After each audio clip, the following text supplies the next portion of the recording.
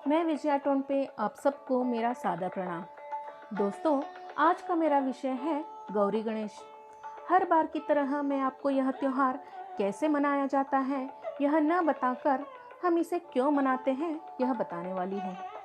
भाद्रपद माह में आने वाली गौरी गणेश इस त्योहार में ज्येष्ठ गौरी और कनिष्ठा गौरी की पूजा की जाती है। ज्येष्ठ गौरी माता पार्वती का रूप है तो कनिष्ठ गौरी माता लक्ष्मी का रूप माना जाता है। यह पूजा भारत के बहुत से भागों में की जाती है। अनुराधा नक्षत्र के दिन गौरी माता की स्थापना करते हैं। ज्येष्ठ नक्षत्र यानी स्थापना के दूसरे दिन देवियों की पूजा अर्चना की जाती है। तीसरे दिन यह यानी मूल नक्षत्र को इनका विसर्जन किया जाता है। इसी को गौरी गणेश कहते हैं। दोनों देवियां अनुराधा नक्षत्र के अनुसार स्थापित होती हैं तो गणेश जी तिथि के अनुसार चतुर्थी को ही विराजमान हो चुके होते हैं। गौरी विसर्जन के दिन कुछ लोग गणेश जी का भी विसर्जन करते हैं। किसी किसी के घरों में गौरी गणेश जी की प्रथा नहीं होती। उन घरों में गणेश जी का विसर्जन गौरी गणेश के वक्त नहीं किया जाता। देवियां नक्षत्र के अनुसार तो गणेश जी तिथि के अनुसार घर में रहते हैं। पौराणिक कथा के अनुसार समुद्र मंथन के बाद असुरों के दिए जाने वाले कष्टों को लेकर सभी स्त्रियों ने देवी ज्येष्ठा और कनिष्ठा को शरण गई थी। उन्होंने देवियों से अपने पतियों की रक्षा करने की प्रार्थना की। तभी देवी ज्येष्ठा और देवी कनिष्ठा ने भाद्रपद शुद्ध अष्टमी के दिन असुरों का संहार किया और शरण आई स्त्रियों के पति तथा पृथ्वी पर रहने वाले समस्त प्राणियों को कष्टों से मुक्त किया था। इसलिए स्त्रियां अपने सुहाग के लंबी आयु के लिए यह व्रत करती हैं। तो मित्रों, अब हम सुनेंगे इस व्रत की कहानी। एक गांव में एक ब्राह्मण था। वह बहुत ही गरीब था। उसे 2 पुत्र थे। एक दिन जब उनके पुत्रों ने देखा कि आस पड़ोस में पूरे गांव में लोग गौरी गणेश की पूजा की तैयारियों में जुटे हैं तो उन्होंने जाके अपनी माँ से पूछा, माँ, क्यों ना हम भी गौरी गणेश की पूजा करें। तब माँ ने उन्हें कहा, बच्चों, माँ गौरी को घर ले आके उनकी पूजा अर्चना हम नहीं कर सकते। इसके लिए बहुत धन की आवश्यकता होती है और हमारे पास इतना भी धन नहीं है कि हम 2 वक्त का भोजन पेट भर करें। जाओ अपने पिताजी से पूछो। बच्चे अपने पिता के पास जाते हैं और यह बातें कहते हैं।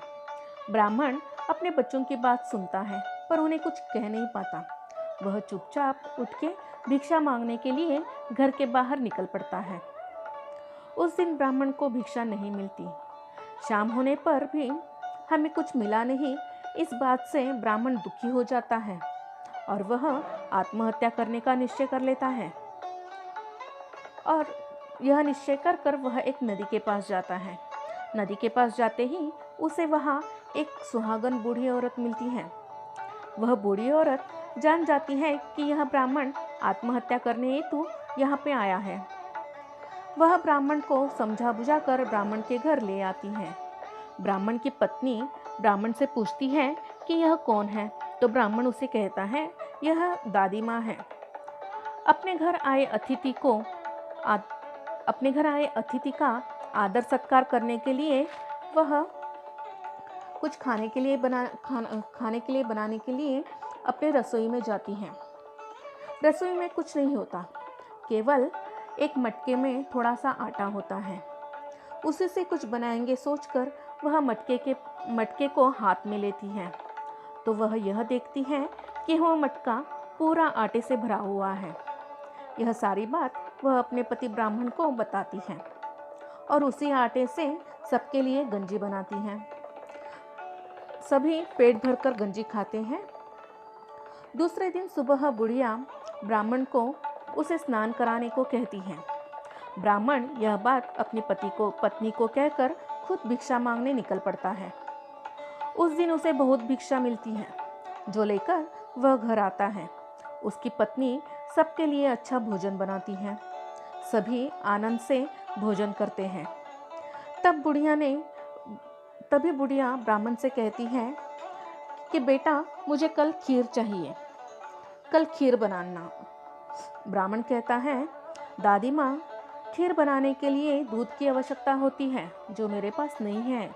मेरे पास कोई गाय भैंस नहीं है जो दूध दे सके। तो बुढ़िया कहती है, तुम आंगन में शाम के वक्त ठहरना और सभी गाय भैंसों को उनके नाम से पुकारना, सारी आ जाएगी। ब्राह्मण इसी प्रकार करता है। बहुत सी गाय भैंसें आ जाती हैं। तीसरे दिन ब्राह्मण की पत्नी खीर का भोजन बनाती है।